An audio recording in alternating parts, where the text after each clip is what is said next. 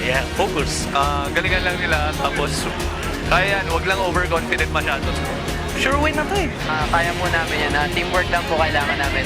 Natalo naman na po namin sila. Kaya pa rin. Pag nagawa nung una, kaya pang ulitin. Bantayan niyo yung tama niya sa king, tsaka yung mga fairies niyo, lalo na yung mga nagdi-defend, yung mga Puma, as much as possible. Dito pa lang, pagdating pa lang nila sa barracks, i-defend nyo na, i-delay nyo na sila kagad dito. Hanggang maaari, walang ma-re-record sa atin para masulit yung oras. Guys, kaya natin sila. Good luck sa lahat ng mga manlalaki. Yun lamang. Galingan nyo, Team Philippines. Good luck na lang sa lahat. Dasal lang kayo before ang game.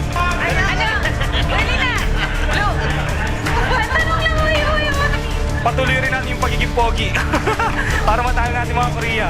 Of course. Just go. Go, go, go. Aim for number 1. Go, go, go. Ayan. Yan lang.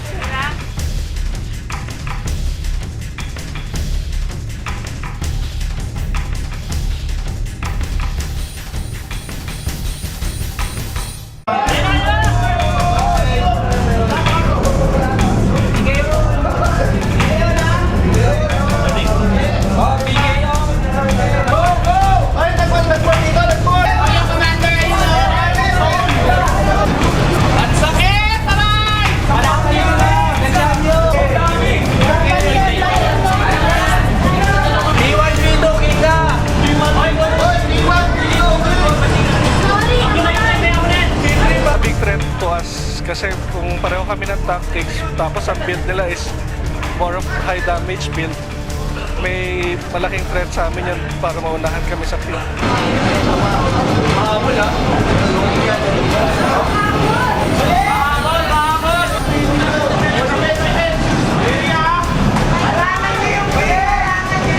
Defense!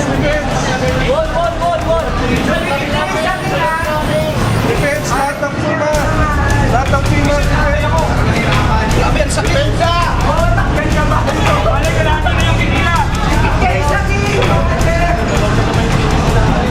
Actually, ang goal namin talaga ngayon to win is to defeat the 3 commanders from the 3 lanes, tapos at least get 2 barracks.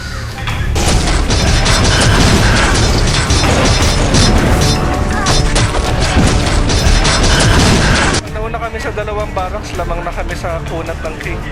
Mas malambot ang king nila definitely.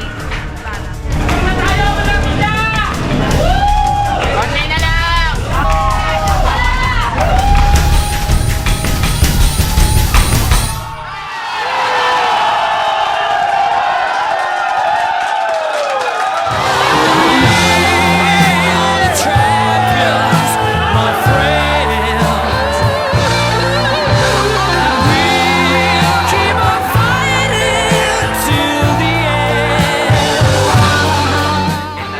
Pare-pareho kami na-delay lahat eh. Kasi it took 15 minutes ngayon, dati less than 10 minutes lang. Actually, we were all shocked. Super unexpected eh. Bigla sila nag-surrender sa second punch.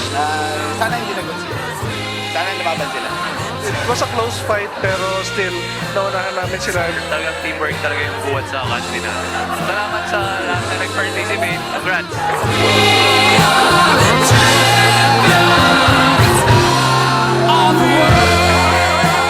E-game.